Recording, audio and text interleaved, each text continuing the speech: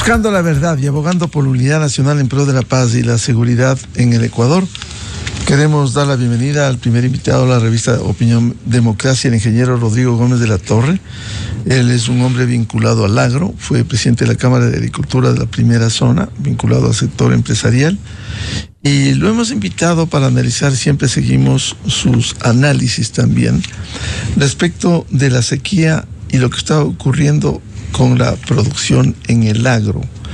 Diario Expreso publicaba este fin de semana cómo, para citar uno de los productos, el costo del maíz y las heladas encarecen los alimentos. ¿Por qué hemos llegado a esta situación y en qué condiciones? Ingeniero Rodrigo Gómez de la Torre, muy buen día. Muy buenos días, Miguel. Buenos días a todos los quienes nos siguen a través de la entrevista, vía radio y vía redes sociales. A ver, ¿cómo llegamos a esto? Tenemos un efecto natural, que son las sequías, que no es algo nuevo. De hecho, hace unos días atrás recordábamos la sequía de los años 60, que derivó en el éxodo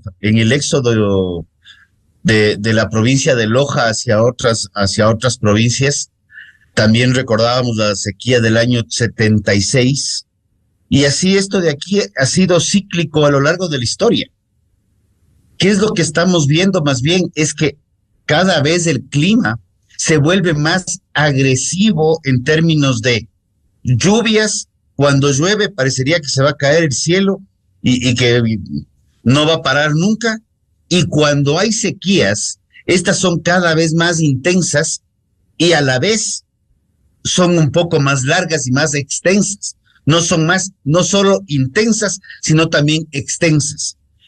Entonces, esto obviamente va a afectar en términos primarios a la agricultura, porque depende directamente de la relación con el clima. Sea esto para abastecer el agua en los páramos, que permiten cargar los sistemas hídricos en las cuencas hídricas para los regadíos, tecnificados o no, como para simplemente regar el campo en las zonas donde no hay riego. ¿Qué es lo que vemos más bien? Es que hay muy poca educación en términos climáticos. Del INEAMI tenemos la información y el pronóstico del clima, pero desde el año 15, si no me equivoco, ya no tenemos disponibilidad, por ejemplo, de poder analizar qué ha sucedido en la provincia de Pichincha los últimos 10 años y ver cómo han ido las fluctuaciones. Y hablo de las fluctuaciones, lluvia, periodo seco, lluvia, periodo seco, para ver cómo se van cumpliendo estos ciclos y cómo ir anticipando los problemas. Escuchábamos minutos atrás los créditos del Banco Nacional de Fomento, por ejemplo. Estos créditos, ya no existe el Banco Nacional de Fomento, ahora de Banecuador, deberían estar vinculados a una banca de riesgo y todo crédito debería estar vinculado a un seguro agrícola. No deberían darte un crédito si no hay un seguro agrícola que lo respalde. ¿Y por qué primero banca de riesgo? Porque la banca de riesgo permite traer capitales más a tasas más económicas. El Banco Banecuador no deja de ser o no deja de estar bajo las reglas de la banca comercial. Entonces tienes tasas de interés del 10, 12, 15, 16%, y eso a nivel de agro es complejo por esta inestabilidad climática, y a eso sumado la ausencia de los seguros, que deberían ser ahí sí una correlación con público-privado, porque las aseguradoras directamente no se quieren meter. Ingeniero Gómez de la Torre, en ese sentido, ¿cuáles debieran ser las acciones a cumplir para enfrentar estos cambios de clima? Como usted bien decía, intensa sequía y luego vendrán el desbordamiento de los ríos. Curiosamente así es.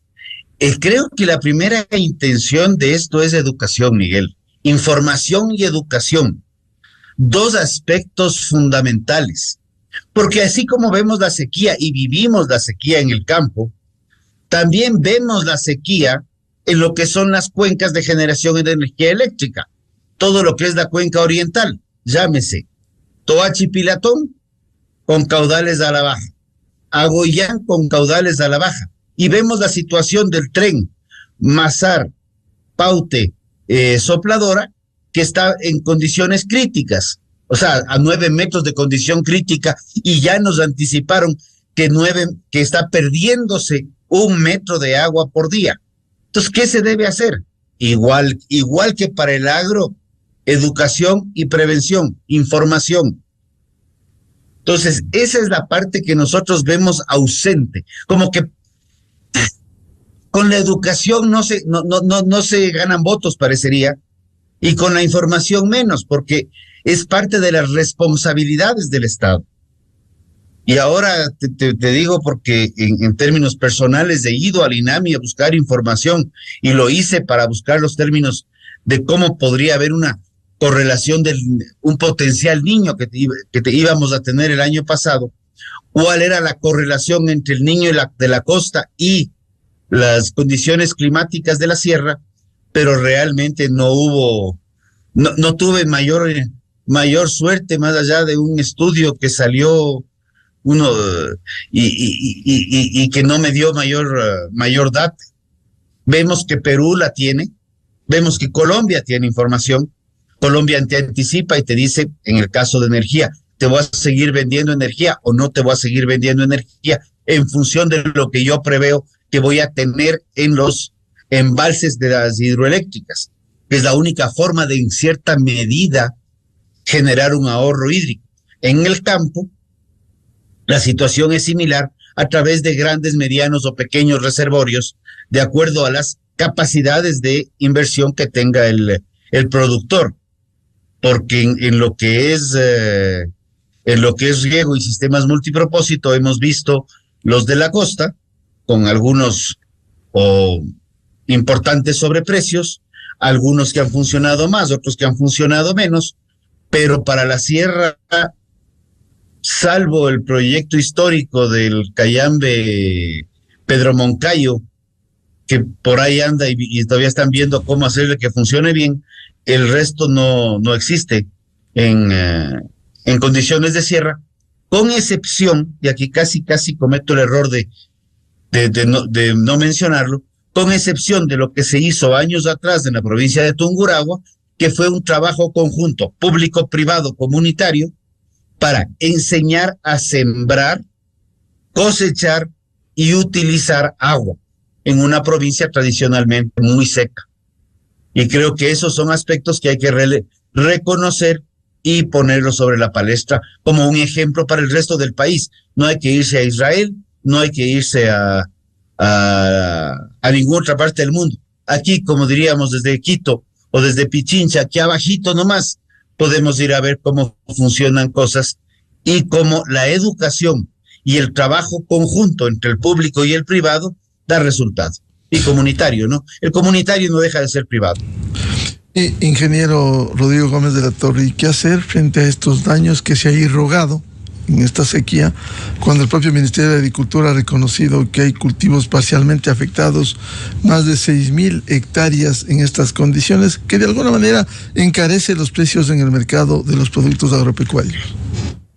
A ver, primeramente quiero dejar en claro que este tema de que el momento que hay daños en cultivos, se cae la oferta. Y regresamos a que el vaivén de precios se mueve en función de principios históricos y milenarios de oferta y demanda.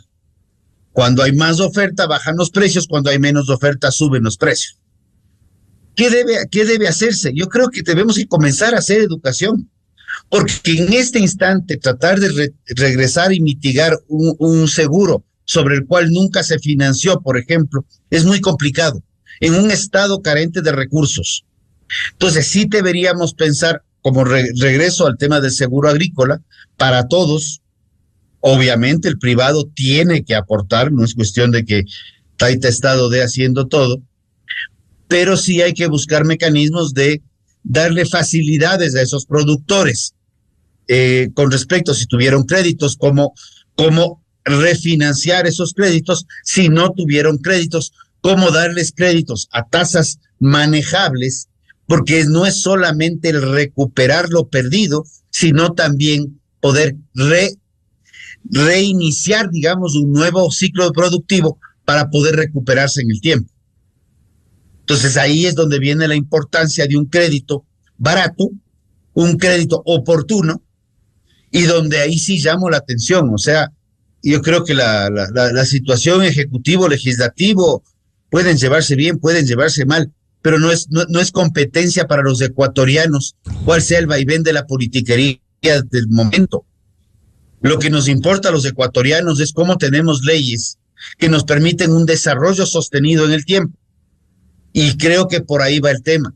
¿Cómo convertimos al Ban Ecuador en una banca de riesgo, en una banca que pueda traer fondos sin tener que justificar un 5% adicional de interés por el famoso impuesto a la salida de divisas? Porque la plata que viene de fuera, cuando se la devuelve, paga. ¿Cómo hacer que el Banco Nacional para el agro, el Ban Ecuador, tenga créditos que estén bordeando a tasas del 3, 2, hasta el 5%, sin que estas tasas tengan que pasar lo que nos pasó en el gobierno pasado, que nos daban el crédito al 1% a 30 años plazo, pero el 1% ponía el privado, que pedía el crédito, pero 15% adicional o 14% adicional subsidiaba el Estado. Entonces, cuando el Estado subsidia, termina cobrándote vía incremento de IVA, vía otros impuestos que no te libras como ciudadano. Entonces necesitamos una reestructura en el origen del Ban Ecuador para que pueda captar créditos y pueda captar recursos para créditos de riesgo. El agro es, lamentablemente, hay que decirlo así, y digo lamentablemente porque es el único sector del cual nadie se libra. Todos, con internet, sin internet, con una camisa o sin una camisa, tenemos que comer. Y de eso no nos libramos nadie. El que no come se muere. Es así de sencillo. Entonces, si el crédito de consumo y el crédito para producción le tienes en el mismo saco, vas a terminar teniendo problemas de que uno de los dos se va a caer. Y curiosamente en el Ecuador hay más crédito para consumo que para producción. ¿Qué hacer en estas condiciones que incluso incide por esta sequía tanto en el agro cuanto en el tema eléctrico por problemas en la generación de hidroelectricidad? ¿Cómo afrontar estos desafíos? ¿Qué debiera hacer? Ha mencionado Rodrigo un tema muy importante, el crédito. Y no solo el pequeño crédito, que es sustancial, sino el mediano crédito que permita fortalecer la producción y productividad en el agro del país. O sea, creo que ahí hay que comenzar a aterrizar un poquito. Yo entiendo los conceptos del aporte a la agricultura familiar campesina, yo entiendo esa parte, pero el agro está constituido por agricultores campesinos, chagras, mestizos, montubios, blancos, extranjeros, todos estamos bajo las inclemencias del clima. Entonces, ¿qué tenemos que hacer? Tenemos que repensar algunos aspectos. Reforestación de cuencas hídricas, fomento a la reforestación, y no estoy hablando de regalos ni dádivas. Estoy hablando de que no le ahorquen con impuestos al sector agrícola. Vamos viendo mecanismos que le permitan desarrollarse. Si quiere un crédito, perfecto, yo le ofrezco, yo le doy el crédito, pero tiene que haber un seguro de por medio. Tiene que haber un seguimiento de por medio. Veamos qué mismo está pasando, si los créditos se están yendo al destino final o no. Vea, señor, usted está pidiéndome un crédito para la producción de determinado producto. No quiero mencionar ningún producto en particular porque pueden herirse susceptibilidades. Vea, este producto, de acuerdo a los estudios de mercado que se tienen, hay una sobreproducción en este momento. No hay mercado para más producción de eso. ¿Por qué no nos orientamos a otros productos? Entonces, el Ministerio de Agricultura, en lugar de estar repartiendo kits y paseándose por el país, lo que ha hecho los últimos 45 años, ¿ah? No hablo de un ministro o de otro. Debería enfocarse en investigación, estudios de mercado, por el amor de Dios, estudios de mercado, entender qué podemos producir para el mercado nacional y para el mercado internacional, ver cómo fomentamos y a través del crédito, cómo incentivamos ciertos productos y también a través del crédito desincentivamos otros. Este producto tiene mercado, este producto tiene una buena línea, perfecto. Trabajemos con un crédito a tasa preferencial y reconozcamos que hay un ciclo de cultivo. La lechuga tiene un ciclo de 3 meses, 2 meses. La papa tiene un ciclo de 6 meses. La palma aceitera tiene un ciclo de 3, 4 años. Entonces los ciclos hasta la cosecha son distintos. Crédito orientado a las necesidades del mercado y sustentado en los ciclos productivos. Pero esto ya se escribió hace algunos años, no es invento mío. Era una política de Estado que tanto hablamos, pero nadie la ha leído y nadie la quiere leer y ya estamos haciendo una nueva política de Estado, que en los ejes mencionan estos conceptos, lo cual reconozco como punto válido.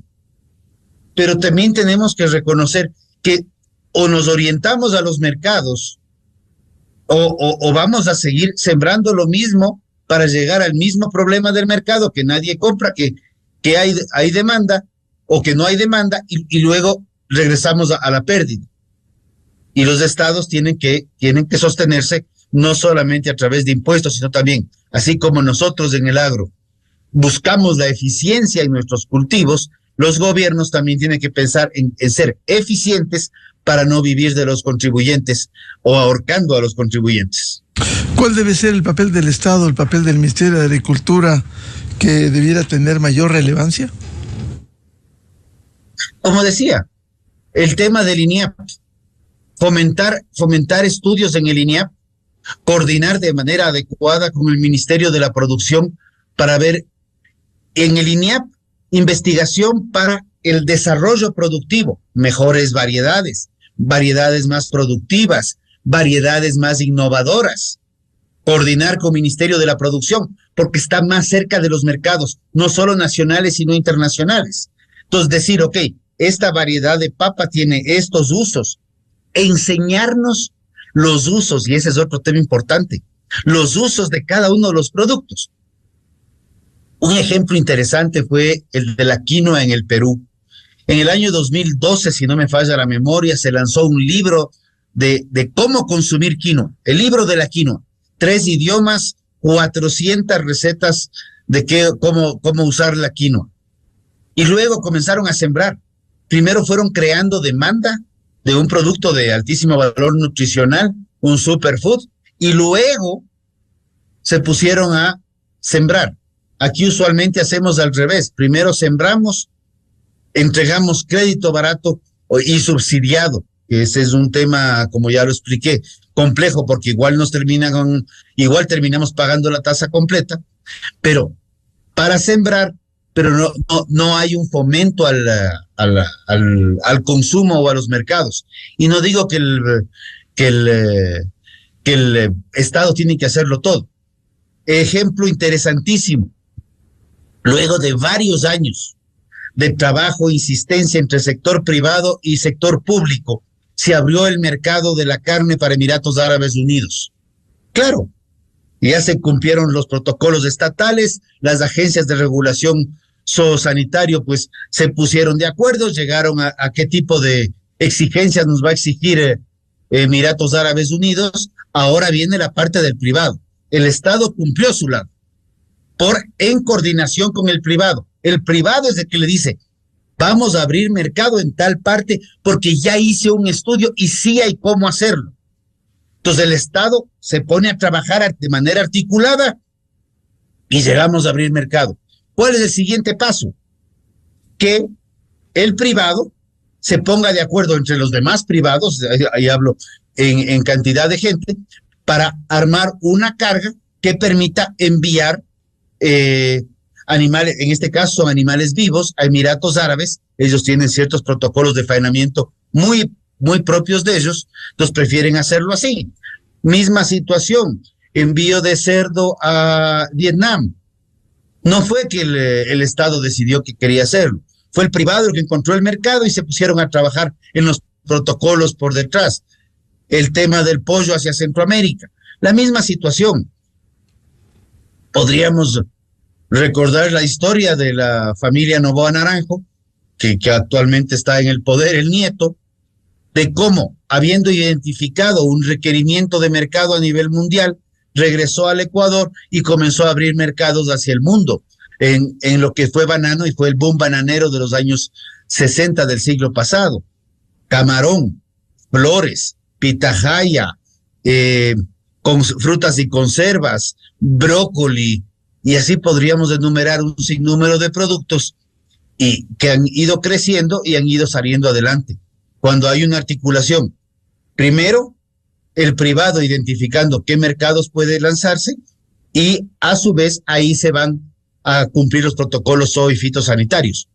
En el caso nacional, la misma situación, al menos un estudio básico de mercado de qué es lo que nos está haciendo falta en las perchas nacionales para ver cómo orientar la producción. En definitiva, volviendo al tema inicial de esta sequía, ¿nos ha vuelto a golpear fuerte en esta ocasión? Esta sequía, habíamos tenido algunos veranos húmedos, digámoslo así, habíamos tenido lluvias en agosto, lluvias en septiembre, en años anteriores. El año pasado ya se intensificó un poco más, ya golpeó fuertemente. Este año está espantosa realmente, las noches, los vientos son feroces en la sierra, la sequía se evidencia también en la velocidad con la que se quema y con todo el respeto a los radioescuchas, pero perdón, el tema de que haya incendiarios, que haya pirómanos que por más que justifiquen, como pudimos apreciar en un video, de que, ay, sí, es que estaba un poco mareado con unos tragos y dejé prendiendo y me fui, y que no haya una denuncia penal contra ese individuo, sí realmente deja mucho que desear. El otro lado, preparémonos ya de una vez para, al inicio de la temporada lluviosa, poder arrancar con un programa de reforestación en las cuencas altas de zonas que están áridas, que están requiriendo reforestarse, con especies nativas que sean adecuadas para la zona. Cuenca del Paute, no voy a ir a meterme con alisos, voy a meterme con otro árbol que sea más adecuado para la zona, especies arbustivas, y comenzar a reforestar las zonas altas que van a permitir contener el agua, contener la humedad, fijarla y atraer más lluvias. Creo que es un trabajo que ahí sí vamos a tener que trabajar públicos y privados, los privados en lo que les corresponde y los públicos donde les corresponde. Y reconocer que sembrar árboles es factible y hemos visto miles de proyectos de siembra de árboles. Pero no es solo sembrar, es también cuidar para ver que el árbol se desarrolle. Porque en el caso de Quito hemos visto el Cerro Casitagua, yo no sé cuántas veces hemos reforestado ese cerro y lo seguimos viendo árido sin plantas. Hay que reforestar, pero también hay que cuidar el árbol hasta que éste pueda defenderse solo ante las inclemencias del clima. Y hoy por hoy hay de sobra tecnología para hacerlo. La voluntad y el buen criterio a la siembra es lo que a veces nos está haciendo falta. Si hay tecnología, ¿por qué no mantener una política de Estado permanente que rebase las administraciones de turno? Ay, Miguel, perdón pero ¿por qué no tenemos políticas de Estado en general? Ese es uno de los gravísimos problemas. Creemos que la política de Estado es algo que sacamos en un acuerdo ministerial o en un decreto ejecutivo y le ponemos política de Estado. Pero luego viene el siguiente ministro, que muchas veces tenemos más de un ministro en un mismo periodo de gobierno, y quiere hacer su propia política de Estado, cuando las políticas de Estado deberían prevalecer en el tiempo, no menos de 15 años, ajustando ciertas cosas, obviamente, pero saber a dónde vamos. Y hace poco, días atrás, falleció un hombre que puede haber sido muy polémico, el expresidente del Perú. El expresidente del Perú, Alberto Fujimori, marcó las líneas gruesas de lo que son las políticas de Estado, la división entre lo político y lo económico, la reducción del proteccionismo, y no me crean a mí, hay una tesis doctoral de Grace Jaramillo, brillante la tesis, por cierto, en donde precisamente ella canaliza y explica cómo la reducción de políticas proteccionistas en el Perú permitieron mayor apertura comercial y a su vez ver al Perú que vemos hoy en día, no al Perú de hace 30 años, sino al Perú de hoy en día, una potencia agroexportadora. Y nosotros, en el mismo periodo, nos dedicamos a fomentar políticas proteccionistas que derivaron más bien en una protección del Estado, en un Estado sobreprotector y sobreregulador, que derivó en una sobrecorrupción, para mantener el prefijo sobre. Bien, ¿qué llamada haría a las autoridades en estas condiciones que vivimos por el clima? Ahorita yo creo que hay que ver cómo salir de esto, no, así con una solución inmediata no la veo, sino, y ahí vienen, vamos al otro tema, estamos en periodo electoral, entonces en elecciones se puede decir cualquier cosa, decía un ex candidato a la presidencia.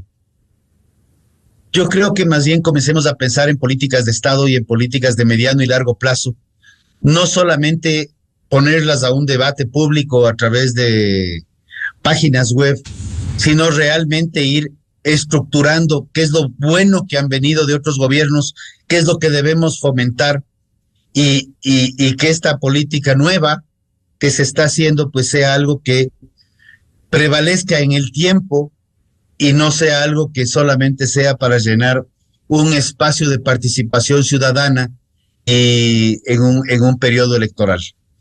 Creo que el mayor reto no está en el Estado, como lo mencioné en el caso de Emiratos Árabes, como lo mencioné en el caso del banano para el boom de los 60s del siglo pasado. Creo que el mayor reto está en el sector privado, en juntarse entre privados, saber a dónde estamos yendo, para más bien orientarle o medio orientarle o presionarle al Estado, saber a dónde vamos. Así como el Estado nos pide que prendamos los generadores a quienes, bueno, al sector privado hablo, quienes tengan capacidad de generación de más de 100 megas, que prendan generadores para apalear la crisis eléctrica que está presente. Yo también diría al Estado, espero que mañana no nos pongan impuestos o no nos pongan problemas para cuando si hay un privado que está generando energía eléctrica y quiere poder aportar al sistema interconectado y que le paguen por lo que le cuesta generar, no le pongan trabas, porque así es lo que estamos viviendo desde hace muchos años. Poder vender energía al Estado y hay varios megas disponibles es casi imposible. Hay un tema final que quiero plantearle a Rodrigo Gómez de la Torre. El seguro agrícola, ¿cuándo ha funcionado y en qué condiciones? Seguro agrícola ha funcionado en el mundo entero, Miguel, y en condiciones en que está vinculado al crédito y está vinculado a varios aspectos, ¿ya? Cuando hay un estudio claro en lo que son los costos de producción, en valores promedios, tú determinas y dices, ok, lo que tiene Francia, cayó una nevada, destruyó el sembrío, pasó algo, yo te repongo lo que te costó la siembra, nada de que te repongo las utilidades, para que puedas reiniciar una nueva. Aquí el seguro agrícola y el sector privado participa. Aquí el sector seguros, por ejemplo, tiene ciertas limitaciones, como mencioné. El sector agrícola está supeditado a tener, es un sector de alto riesgo. Entonces, de una helada no la puedes prever. Una sequía, si duró un mes o duró 3 meses, no puedes prever eso. Los factores climáticos están cambiando. Estos son ciclos que tiene la Tierra. Entonces, vamos a tener que sobrellevar este ciclo y mitigarlo. Pero el seguro agrícola sí debe ser un trabajo conjunto entre el público y el privado, y el Ecuador, salvo una pequeña temporada de tiempo que funcionó hace muchos años, históricamente no ha funcionado, y este sobreproteccionismo que vivimos en la época que hubo plata, donde se farrearon las rentas petroleras, pues se hablaba del seguro agrícola y que el Estado iba a dar todo. Y cuando el Estado se compromete a dar todo, es la mentira más grande que tenemos, porque el Estado no da nada gratis.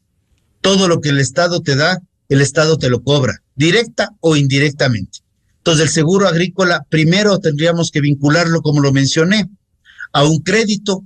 El crédito sirve para incentivar producción de ciertas cosas, desincentivar de otras, acomodarse a los ciclos productivos y, fundamentalmente, siempre el crédito ir acompañado de un seguro agrícola y un acompañamiento, porque caso contrario inclusive se puede dar mal uso al crédito agrícola, que debe ser a tasas preferenciales en función de una banca de desarrollo.